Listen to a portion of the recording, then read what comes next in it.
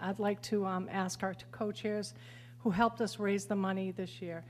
Corrine Broderick from Mass Medical Society. I hope here she is. And Dale Lodge. I'd like them to say a few words. They were great. Thank you.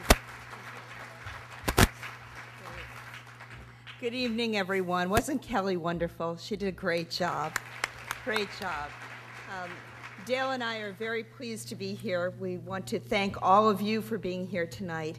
And I think you all, with us, believe that Linda has built a wonderful organization, one that really supports healing and restores hope. So we want to congratulate you, Linda.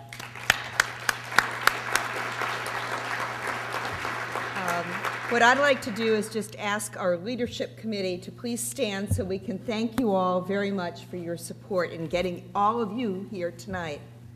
Please stand.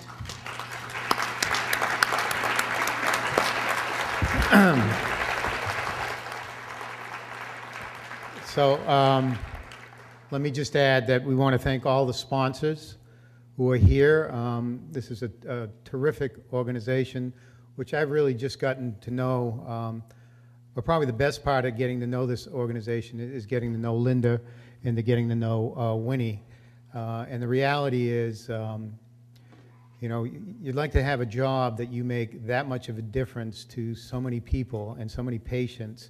And the change that she has brought about through her own experience is just a terrific benefit to all the patients in the Commonwealth. And frankly, it's now spreading throughout the country. So thank you all for attending. We're glad that you're here. Hopefully you'll enjoy it.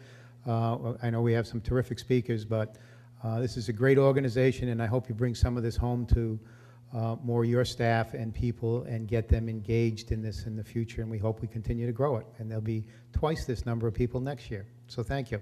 Thank you.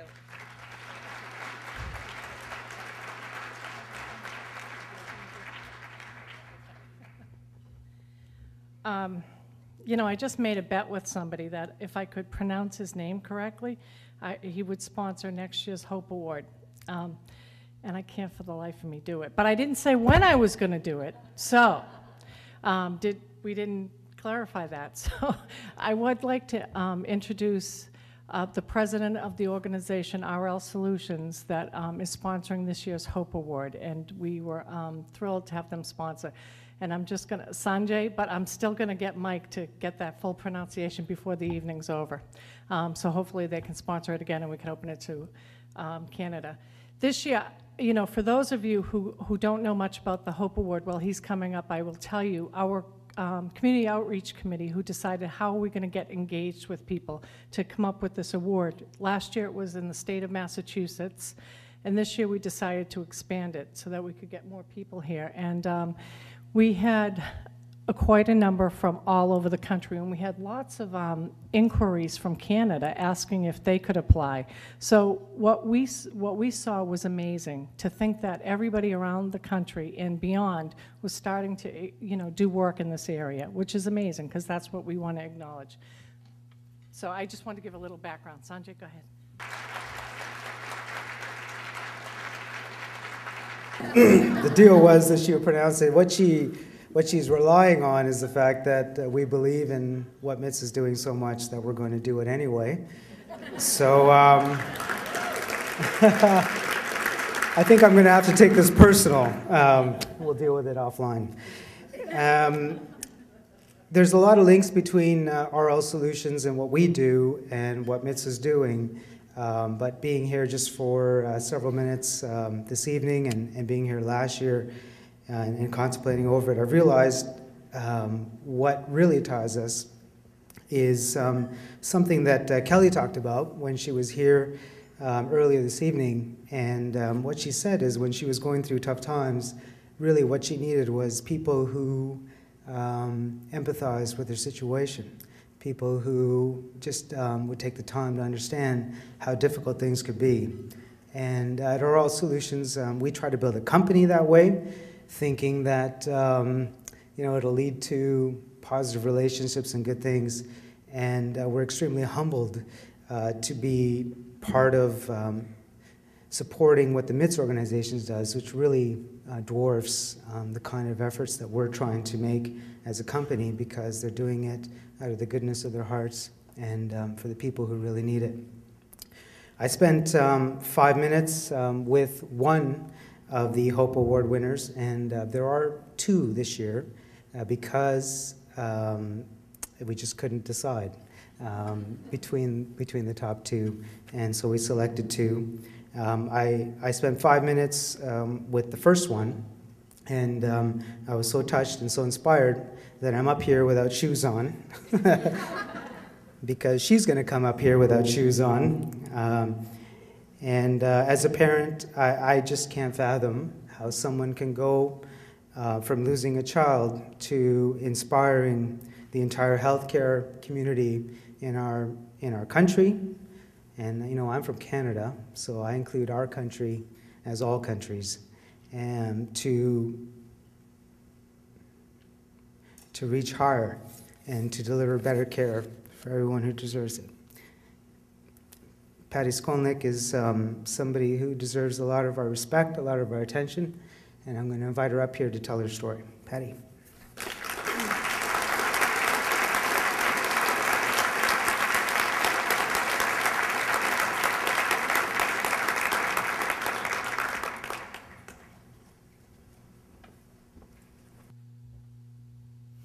Hi, I'm from New York, so I won't say go Yankees. Oh! Want to thank Linda and Sanjay for what they've done and tell you a little bit about my story. Our day-to-day lives pass us by, fill both conscious and unconscious expectations of how morning becomes night. A red traffic light ultimately turns green. A cash register politely counts out our change and rolls our pennies back to us. So much of our lives are built on trust and dependence on things that we are truly oblivious to how they work. This trust, when broken, causes such great interruption and frustration that we often tend to lash out at the driver in front of us or the person behind the counter. Blindly, we depend on others to perform tasks for us, and we adapt ourselves into an unquestioned faith in such complicated systems. Imagine a scenario when this trust is broken at the ultimate plane of dependence and vulnerability. Imagine watching your child play victim for almost 3 years to a broken medical system until his untimely death. My husband David and I needed healing, and we needed hope over the last 5 years. I believe we will continue to need healing and hope as we will forever be recovering bereaved parents. But, and even in this circumstance there's a but, it's how you choose to deal with your trauma, your tragedy, your terror. Michael was an EMT and starting nursing school. He loved the medical field. He gave me hope that I can make a difference because that's what he would have wanted me to do. He would have said to me, and does, get the hell out of bed and do something about this.